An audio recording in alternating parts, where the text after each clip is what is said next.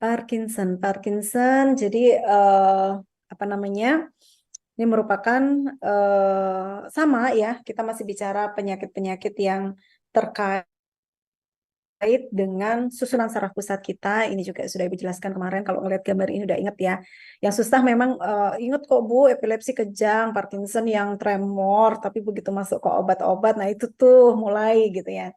Ya, Ibu yakin mudah-mudahan bisa nanti. Mudah-mudahan kemarin itu bukan bukan materi Ibu sih yang bikin susah gitu ya. Siapa tahu materi yang lain gitu dan materi itu nggak masuk dalam remet kan ya puji Tuhan nilainya bisa maksimal. Ya. Parkinson tangannya tremor, persisten tremornya, kemudian langkahnya, stepnya kecil-kecil untuk menjaga keseimbangan tubuhnya. Ya.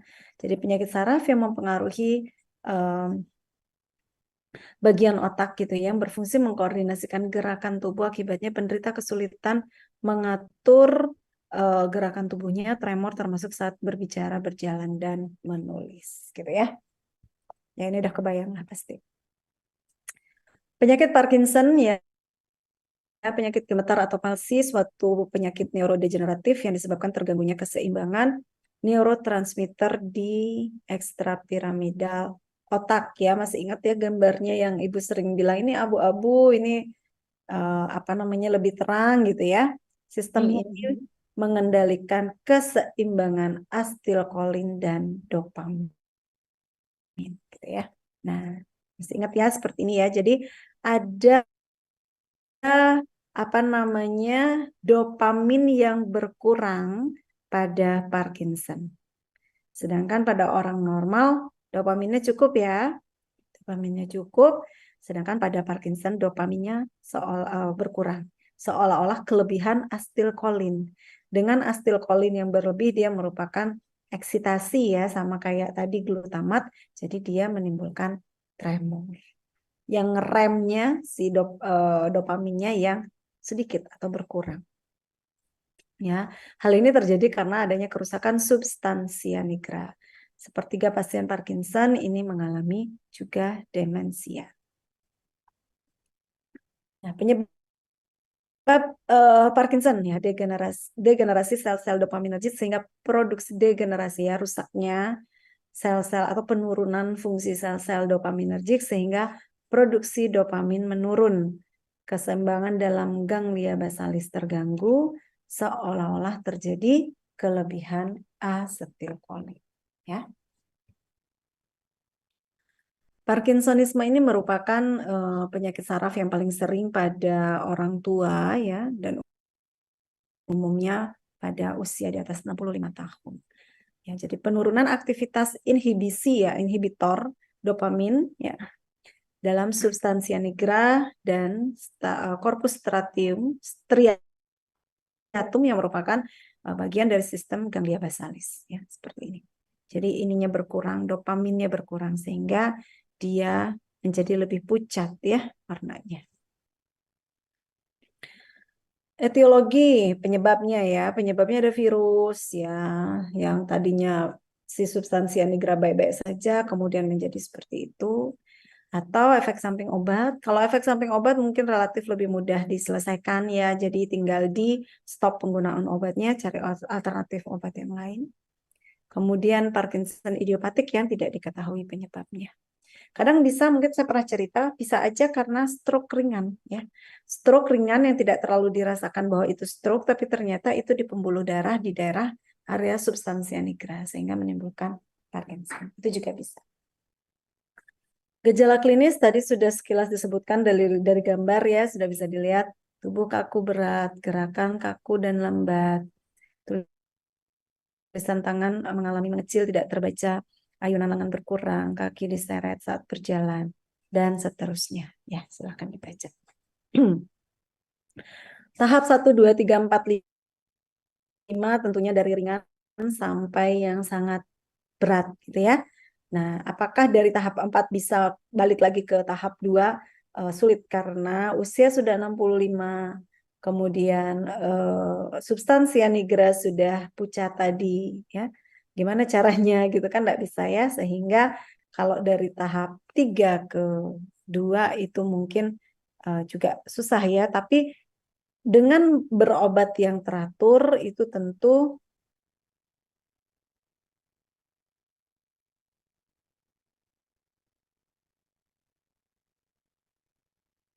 belum apa namanya belum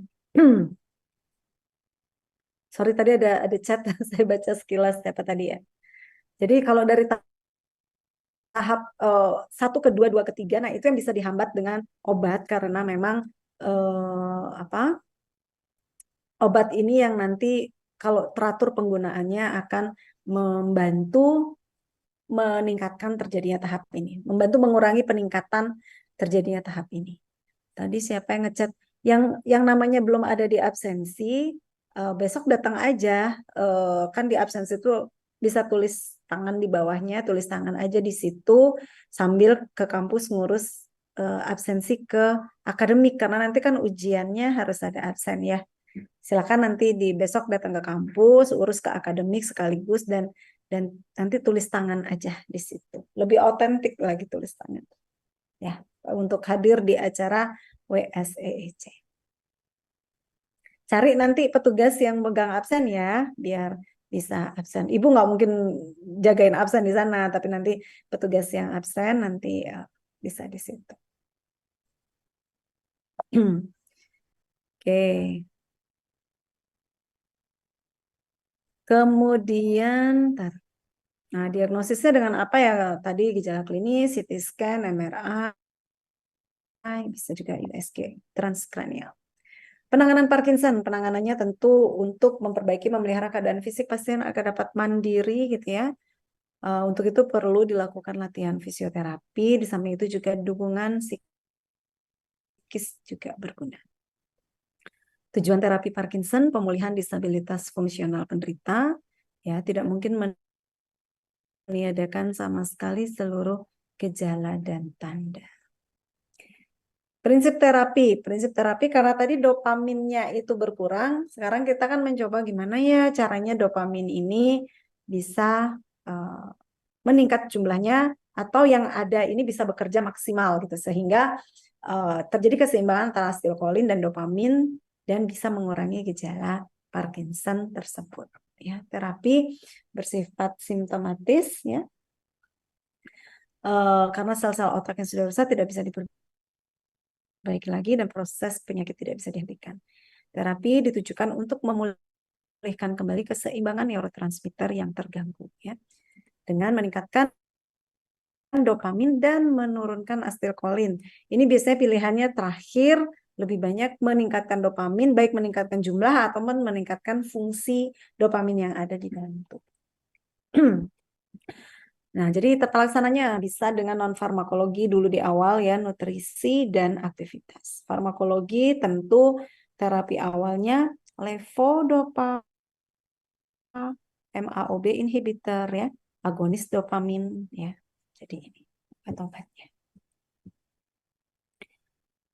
Tata laksana stadium lanjut ya. Jadi kalau untuk gejala simptomatiknya bisa diberikan non farmakologi dengan fisioterapi, farmakologinya tentu dengan obat-obat yang disebutkan tadi juga ya. Levodopa, agonis dopamin, MAOB inhibitor, COMT inhibitor, antivirus dan antikolinergik.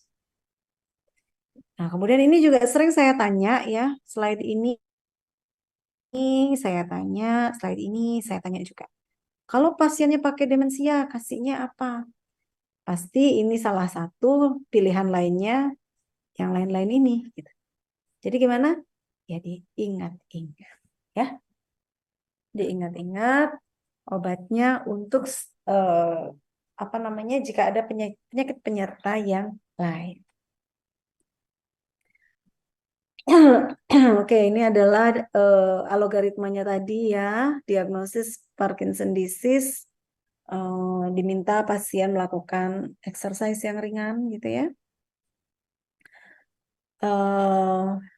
Jika terjadi apa namanya tidak terjadi gangguan fungsional yang berarti gitu ya, bisa dengan treatment atau bisa dengan rasa gilin saja.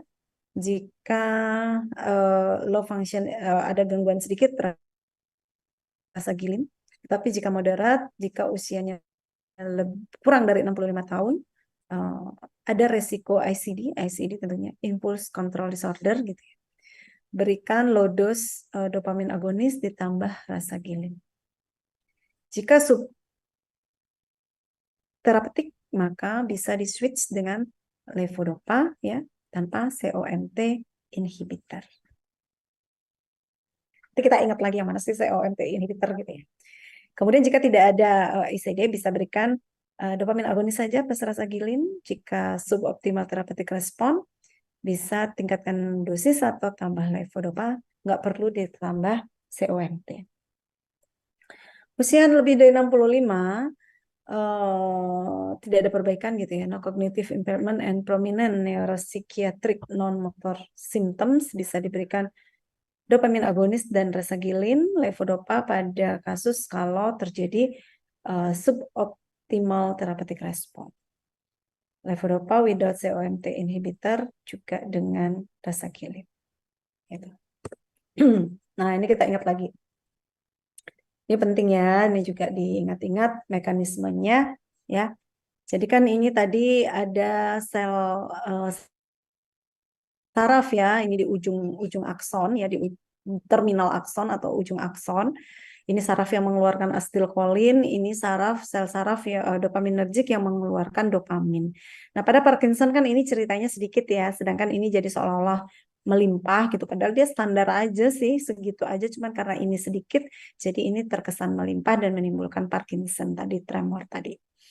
Nah, jadi kita bagaimana caranya meningkatkan dopamin ya? Namanya dopamin berkurang. Yang paling mudah di pikiran kita, ya udah tambah dopamin, Bu. Gitu. Oke, dopaminergic drug.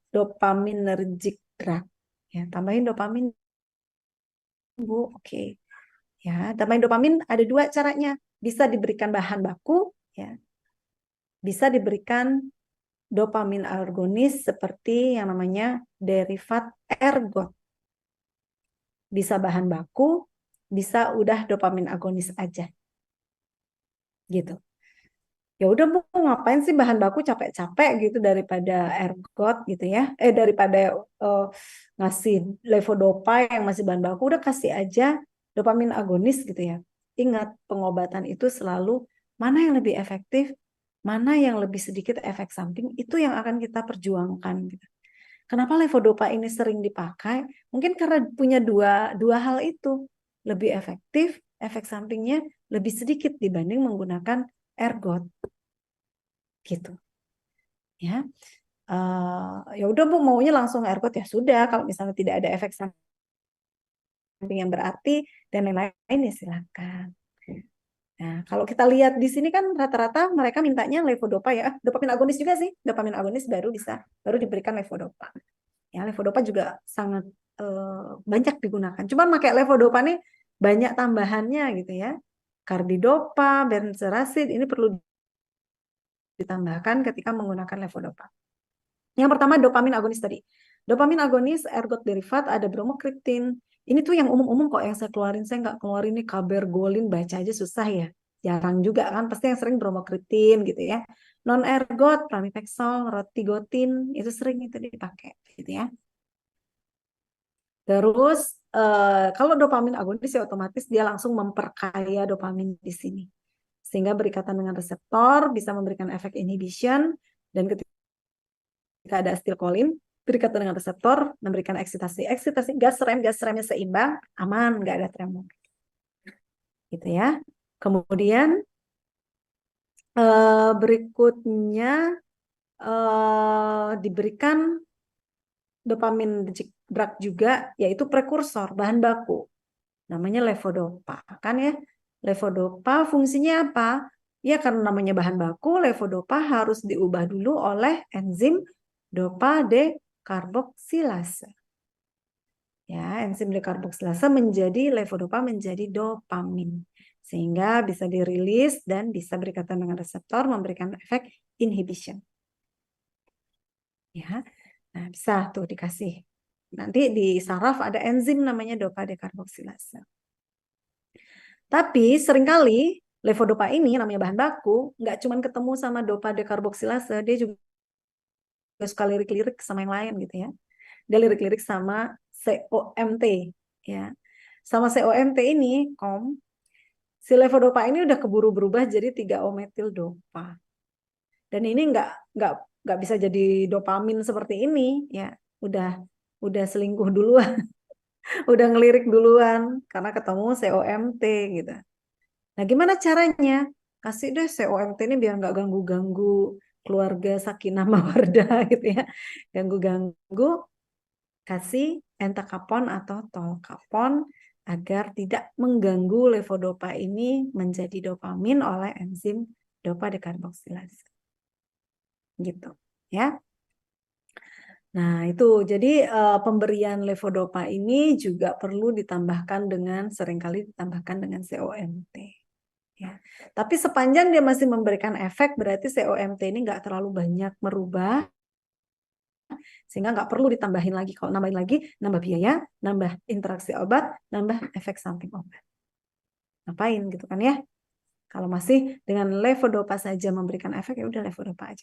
Tapi kalau udah kasih levodopa, kok nggak ngefek ya? Nah, itu kita mulai curiga nih. Wah, jangan-jangan banyak levodopa yang berubah menjadi 3-O metil dopa oleh COMT. Perlu nih tambahin ini. Gimana Bu caranya ngecek? Nggak bisa dicek. Paling kita cuma bisa ngecek kadar dopamin tuh berapa. Tercapai nggak? Dengan dosis sekian kok nggak tercapai ya? Ada apa gitu? Ada apa kok nggak tercapai? Sedangkan pasien lain tercapai gitu. Ya. Kemudian ada lagi nih memberdayakan si dopamin. Dopamin ini kan terbatas ya, dopaminnya terbatas. Yang namanya neurotransmitter, dopamin ini dia kan mengalami sintesis, penyimpanan, pelepasan, reuptake, degradasi gitu kan ya. Itu udah umum tuh, udah dari zaman praktikum farmakol udah sering disebut sintesis, disimpan, dilepas, berikatan dengan reseptor, lalu reuptake, dilepas dan berikatan dengan reseptor, reuptake, reuptake itu diambil kembali, lalu dipecah atau degradasi. Demikian juga dopamin. Udah capek-capek ya si levodopa, dikeluarin ke sini jadi dopamin kan. Nah, dopamin ini harusnya direuptake kembali, kasih MAOB, kasih dia MAOB inhibitor, selegilin, rasagilin, ya. Sehingga dopamin yang direuptake ini tidak dirubah menjadi metabolit, tapi tetap menjadi dopamin yang disimpan dulu di sini, nanti bisa dilepas kembali, dipakai lagi. Makanya tadi kalau lihat algoritma itu kan, ya, seringkali ya ada levodopa without, atau misalnya yang awal-awal kasih rasagilin aja dulu. Kenapa rasagilin? Kenapa rasagilin? Jadi kan sebetulnya tubuh itu masih punya dopamin ya, masih ada dopamin. Tapi dopamin itu kan gitu ya, habis dipakai dipecah. Nah, kita manfaatkan ini dulu deh sumber daya yang ada di dalam tubuh gitu. Kasih dulu rasagilin atau selegilin. Jadi dia dopaminnya masih cukup terjaga di ujung saraf. Ya. Nah, ini tadi yang ketidakseimbangan tadi ya, dopamin. Apa nih? Oh iya nih. Ini agonis dopamin misalnya ergot, ya non ergot, pramipexol, bromokriptin. Ini dia bisa langsung menembus blood-brain barrier. Jadi Anda bayangannya adalah ini pembuluh darah, ini blood-brain barrier, ini adalah susunan saraf pusat kita. Susunan saraf pusat kita. Apa? Ayam dong.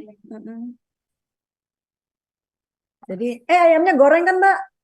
Ayamnya goreng apa bakar? Goreng. Jadi, sampai mana, sorry ya. Lupa mute lagi.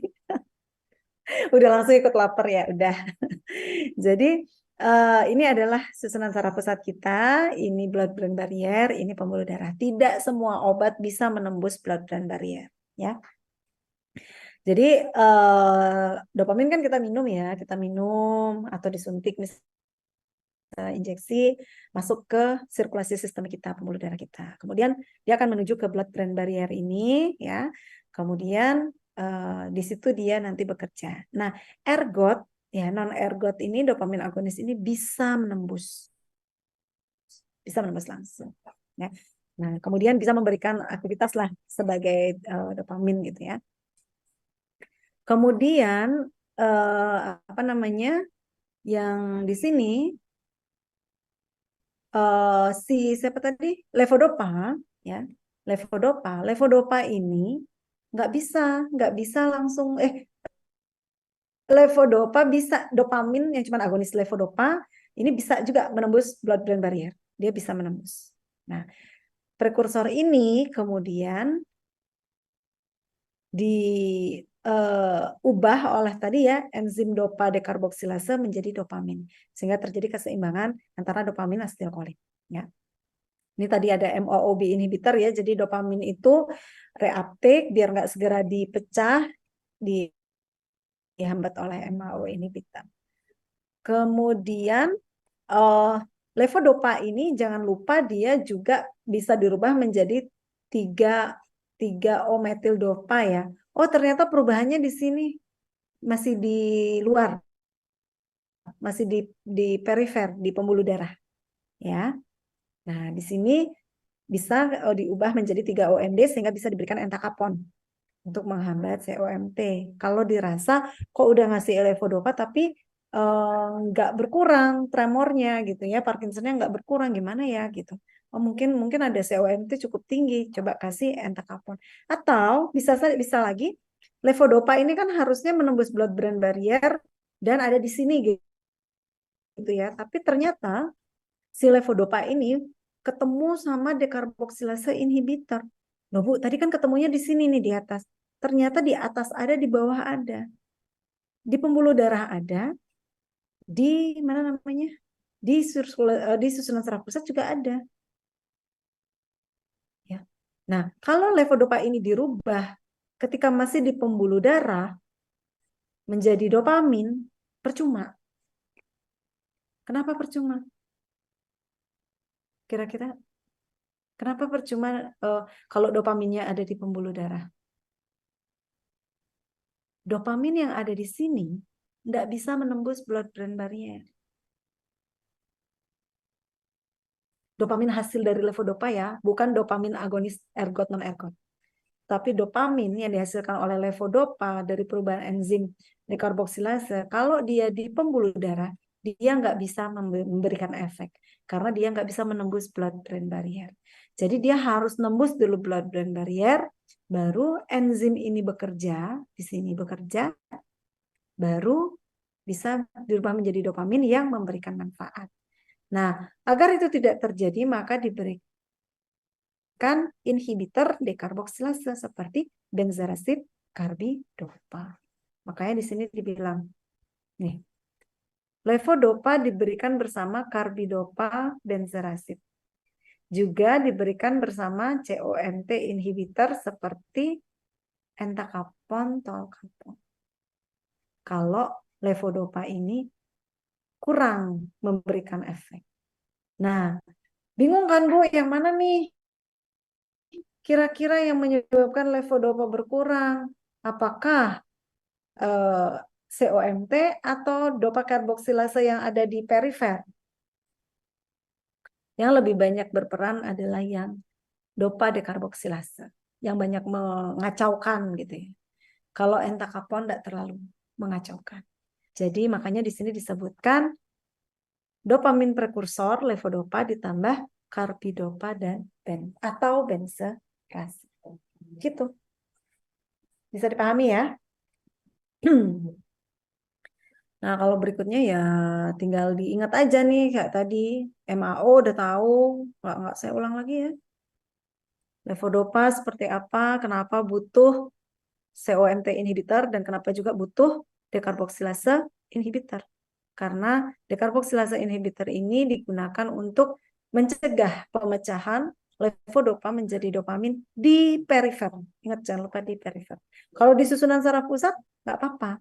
Loh Bu, kalau dikasih benzerazid atau karbidopa, kan dia menghambat dopa karboksilase di perifer.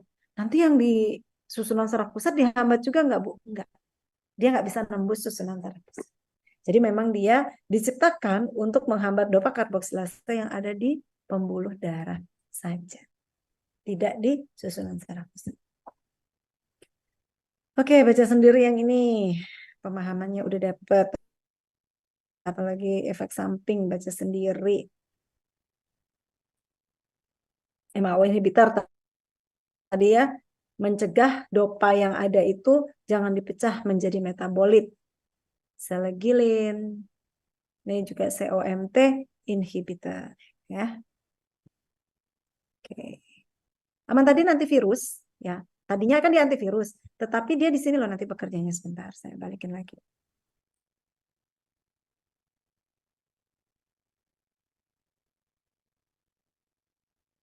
Nih, ya. Jadi ini kan ada dopamin ya, dopaminnya udah cukup, tapi reseptornya nih nggak chemistry ya. Apa sih namanya dia tuh nggak naksir ah sama dopamin yang di sini gitu ya. Jadi ditingkatkan, dicomblangin, dipakai tambahan sih apa tadi namanya amantadin. Amantadin meningkatkan sensitivitas reseptor terhadap dopamin. Ini reseptor harus kerja juga kalau obat itu baru berefek kalau neurotransmitternya ketemu reseptor. Kalau nggak ketemu, ini ada, nggak bahagia. Ya ada cowok, ada cewek, tapi kalau nggak pacaran, nggak nikah, nggak kurang bahagianya kan gitu ya. Jadi harus reseptor sama ini berinteraksi dulu, ada ikatan obat reseptor, baru dia memberikan efek. Semua obat begitu.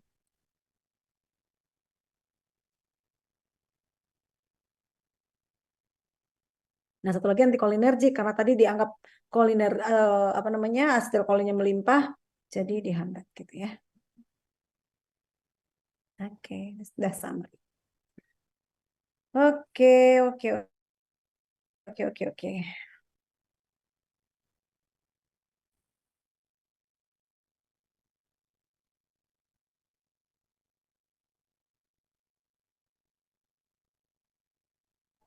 Ada yang mau ditanyain? Jelas ya. Belum, Bu. Oke. Tanya tanya soal apa tanya jawaban? Tanya jawaban aja, Bu, gitu ya. Tanya keduanya, Bu. Enggak lah, belajarlah. Simple kok punya saya ntar loh.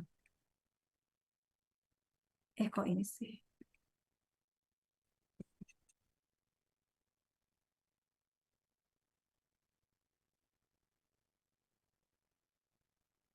Udah belajar aja yang baik.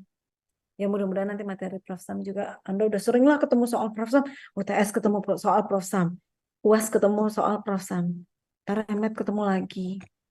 Gitu-gitu aja kok. Tenang aja. Belajar yang baik aja. Ini kenapa harus lulus kan Anda semester depan praktikum ya farmakoterapi. Wah farmakoterapi tuh farmasis tuh harus kuat. Enggak bisa minatnya disediaan boleh, tapi kan kita ketemu ujian kompetensi, ketemu macam-macam. Yang kalau ini nggak kuat nanti ujian kompetensinya payah gitu ya. Di apoteker tuh nggak ada kuliah lagi, langsung PKL PKL. Ya Bu, ntar belajarnya pas PKL, belum tentu dapatnya tentang obat saraf, dapatnya tentang obat kardio. Taunya PKL-nya di rumah sakit ibu dan anak gitu.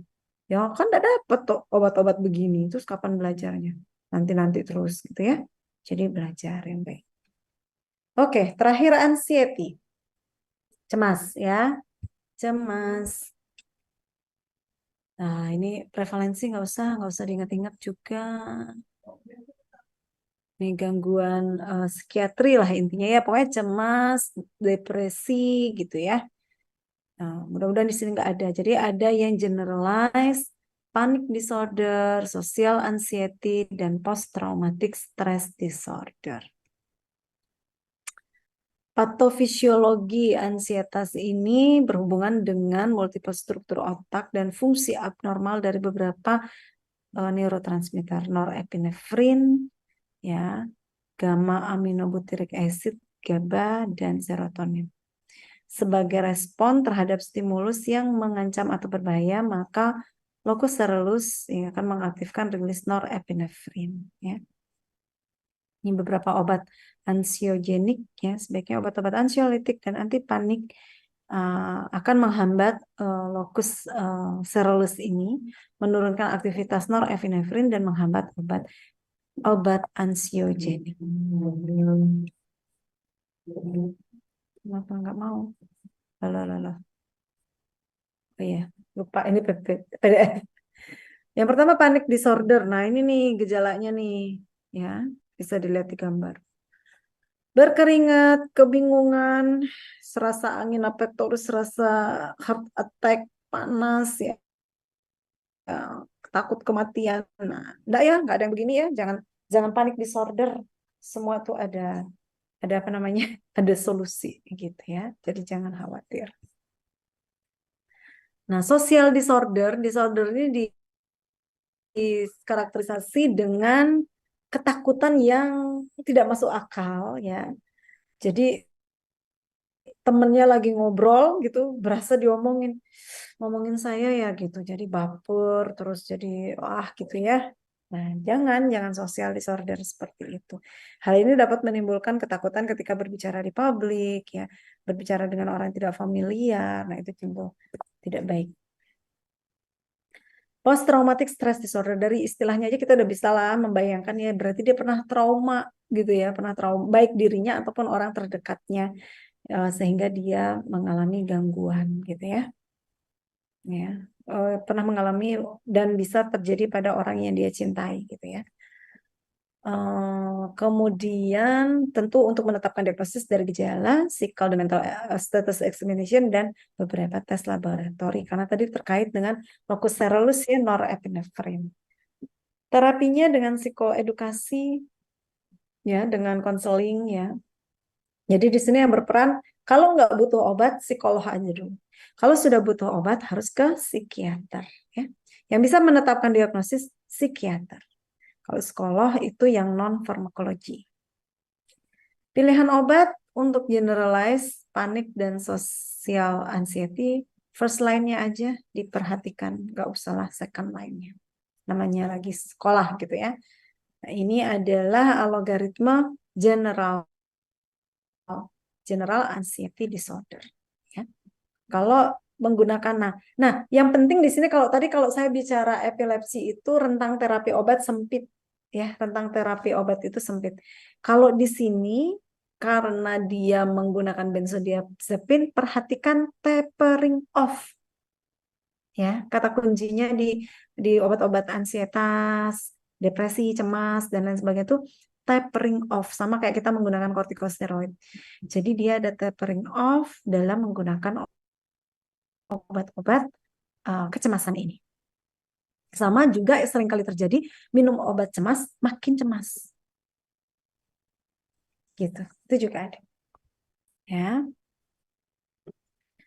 Jadi gunakan benzodiazepin jika sudah cukup ya sudah continue terapi sampai tidak menimbulkan gejala lagi. Kalau tidak cukup tambahkan venlafaxine, paroxetin dan seterusnya seperti algoritma ini. Algoritma ini pelajarin ya. Kemudian kalau panik seperti ini ya, SSRI bisa benzodiazepin, SNRA, NASSA, beta blocker atau tricyclic aminopterin ya. Psikoterapi. Kemudian untuk long term seperti ini. Nggak usah dihafalin semua. Beberapa aja. Sosial pakai SSRI or venlafaxine ya. Dan kalau nggak respon silakan dilihat di sini. Post traumatic syndrome disorder ya juga pakai SSRI. Nah, ini yang sering juga saya ajarkan bahwa kalau A itu berarti bagus, kalau F itu jelek ya. A itu full evidence from control studies ya.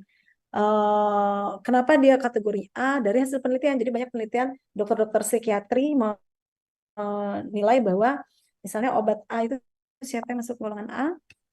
Ya, misalnya ini ya, sitarolam, SSRI sitarolam ini untuk panik disorder dia bagus ya. Karena banyak penelitian yang menggunakan SSRI citalopram ini untuk panik disorder itu efeknya bagus. Jadi dan banyak penelitian evidence based. Jadi A. Satu itu apa tadi? Satu itu full evidence and good risk benefit ratio. Jadi di sini sitarolam untuk panik dia sudah masuk A1. Tetapi jika digunakan untuk social anxiety disorder B3. B3 artinya B sedikit, ya cukup sedikit. Dan apalagi 3 ya kategori B evidence. Jadi nggak banyak yang menggunakan obat itu untuk di social anxiety. Mungkin berefek, tetapi karena sedikit yang menggunakan, jadi kita juga nggak bisa ngambil data itu dengan bagus gitu. Dan seterusnya. Nggak usah dihafal. Ini pasti saya bikin soal cerita, tapi Anda tahulah kalau misalnya nanti kerja gitu ya, misalnya ini ya, apa nih, fluoxetine, tapi diresepkan oleh dokter untuk social anxiety disorder. Dokter sudah menetapkan diagnosanya dia adalah social anxiety disorder, terus diresepkan fluoxetine. Nah, di sini Anda bisa berperan, dok, dari buku yang saya baca, ini bisa berubah ya, nanti dilihat, siapa tahu sekarang udah perkembangan apa namanya penelitian lagi gitu ya, dilihat jurnal lebih bagus atau dilihat yang di Piro yang lebih baru gitu ya. Jadi nanti dilihat, dok, ini kan social anxiety disorder. Kalau yang saya baca untuk social anxiety disorder dia masih kategori D dan 5 gitu. Jadi kalau sosial itu, kalau saya lihat yang bagus itu adalah escitalopram dok, karena dia sudah A1, atau kalau dokter mau resepkan yang lain mungkin bisa fluvoxamine, paroxetine, atau sertraline. Karena dia sudah A1. Gitu. Jadi di sini Anda bisa memberikan advice untuk dokter gitu ya. Maksudnya memberikan masukan lah. Dok, kayaknya terapi yang lebih pas ini. Gitu. Paham ya? Di situ peran Anda. Dibaca sendiri ya. Nah, ini yang saya bilang dia ada delay kayak gini. Perhatikan nih, seringkali saya keluarin dalam ujian pilihan ganda gitu ya, ada delay effect ya. Kemudian ketika menggunakannya itu anxiety effect, latensi itu keterlambatan gitu ya, memberikan efek yang terlambat. Benzodiazepin, benzodiazepin ini ada tapering off-nya, coba diperhatikan. Nah, ini ditandain slide-nya, pelajari dengan baik. Ini keluar kok, kalau Anda ingat-ingat UTS, UAS kemarin juga ada keluar nih tapering off-nya. Ya, tapering off benzodiazepin. Terus ini enggak apa-apa baca aja. Nah, ini ingat-ingatlah sedikit. Takutnya saya ada ngeluarin interaksi obat ya. Interaksi obat dengan obat-obat cemas. Non farmakologi ya CBT, psikoterapi, meditasi, yoga. Oke.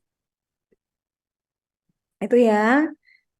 Tidak sulit, maksudnya ketika ketika slide-nya sih nggak sulit, tapi kalau nginget obatnya satu-satu sulit, Bu. Nah, itu yang tadi saya bilang, bangunlah pagi-pagi saat hening, bacalah, dengar suara sendiri gitu ya, jadi lebih melekat gitu. Gitu ya. Itu ya, ada yang mau didiskusikan? Sudah ya, slide sudah punya semua. Tadi saya sudah tekankan yang penting-penting, yang kalau Anda ingat juga, oh ya, keluar kemarin UAS.